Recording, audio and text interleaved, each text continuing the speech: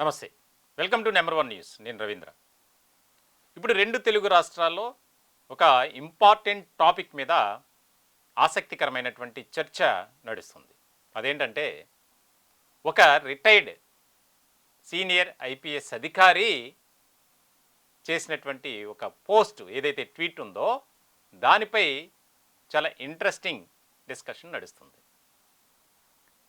ముఖ్యంగా ఆయన చేసినటువంటి ఏదైతే ఆ కామెంట్స్ రూపంలో పోస్ట్ చేశారో అది రాజకీయంగా ఇటు అధికార వర్గాల్లో కూడా చాలా కీలకమైనటువంటి పరిణామంగా చూడాలి. ఆయన రిటైర్డ్ సీనియర్ ఐపీఎస్ అధికారి ఏబి వెంకటేశ్వరరావు. ఆయన గురించి ప్రతి ఒక్కరికి తెలుసు.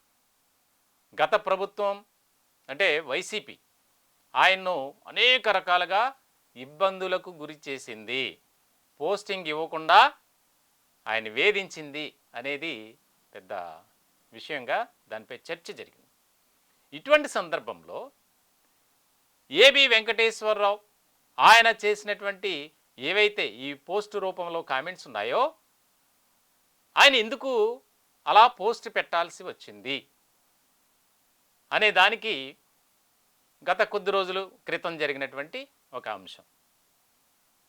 ఆంధ్రప్రదేశ్ రాష్ట్ర మాజీ ముఖ్యమంత్రి వైఎస్ఆర్సీపీ అధినేత జగన్మోహన్ రెడ్డి ఆయన మీడియా సమావేశంలో భాగంగా ఒక అంశం గురించి చెప్పారు.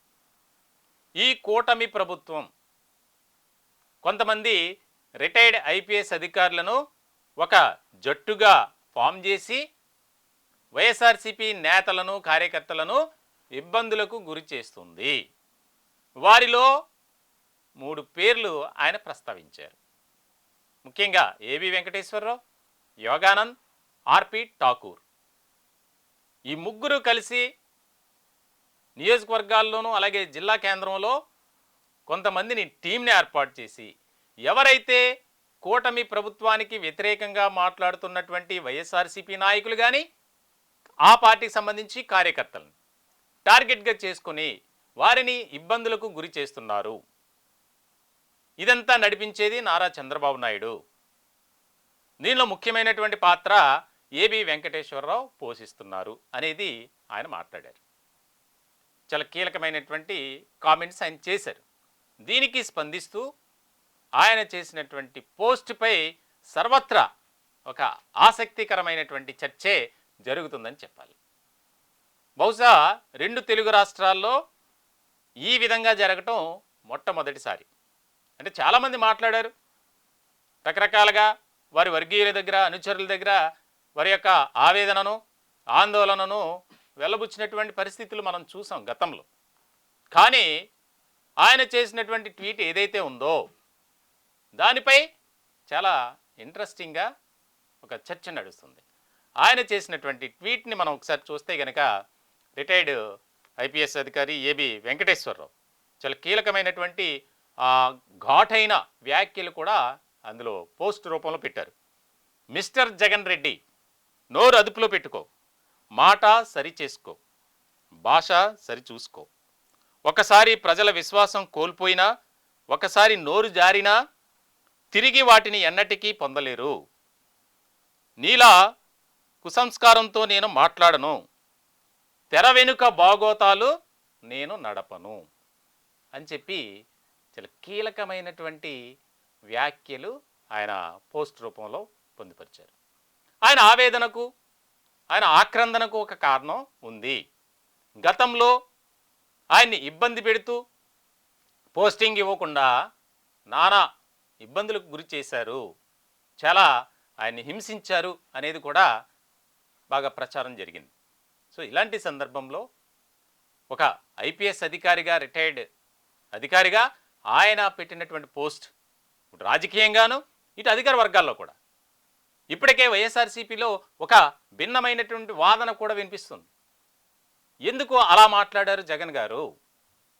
వారిని టార్గెట్గా చేసుకొని ఎవరైనా సరే, ఏ ప్రభుత్వం ఉన్నా సరే అధికారంలో, ఆ పార్టీకి సంబంధించి నాయకులు చెప్పినటువంటి మాటలను విని వారు ఫాలో అవ్వాల్సిన అవసరం చాలా ఉంది.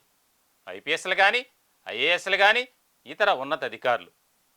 ఎందుకనంటే మన ప్రజాస్వామ్య వ్యవస్థలో తప్పదు. ఎందుకనంటే నాయకులను కానీ అధికారంలో ఉన్నటువంటి ఆ మంత్రులు ఎవరైతే ఉన్నారో ప్రభుత్వంలో వారి మాటను తీసివేస్తే వారికి ఏ రకమైనటువంటి పనిష్మెంట్ ఉంటుందో మనకు తెలుసు.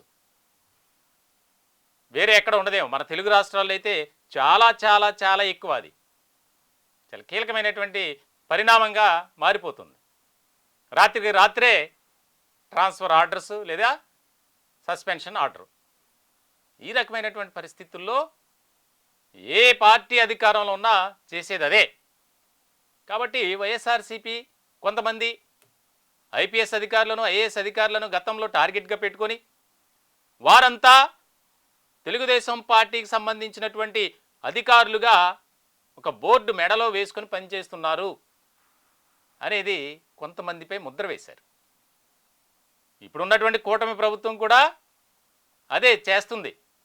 అంటే ఇదేదో మా మాట కాదు, ఇటు రాజకీయ వర్గాల్లోనూ అధికార వర్గాల్లో కూడా వినిపిస్తుంది. సాధారణంగా జరిగేది కూడా అదే. ఎవరైతే వారికి అనుకూలంగా వ్యవహరిస్తారో వారి పట్ల ఒక ఉదాసీన వైఖరి అనేది ప్రదర్శిస్తారు. ఏ నాయకుడైనా ఏ ప్రభుత్వంలో ఉన్నటువంటి పెద్దలైనా సరే అది ఖచ్చితంగా మనం ఒప్పుకొని తీరాలి. సో ఇటువంటి సందర్భంలో వైఎస్ఆర్సీపీపై ఆయనకున్నటువంటి కక్ష, ముఖ్యంగా ఆయనకున్నటువంటి బాధ అంతా ఈ పోస్టు రూపంలో వెళ్ళగక్కారు అనేది ఒక చర్చ జరుగుతుంది రాజకీయ వర్గాల్లో. చాలా ముఖ్యమైనటువంటి పరిణామంగా ఇది రాష్ట్ర రాజకీయాల్లో నడుస్తుంది.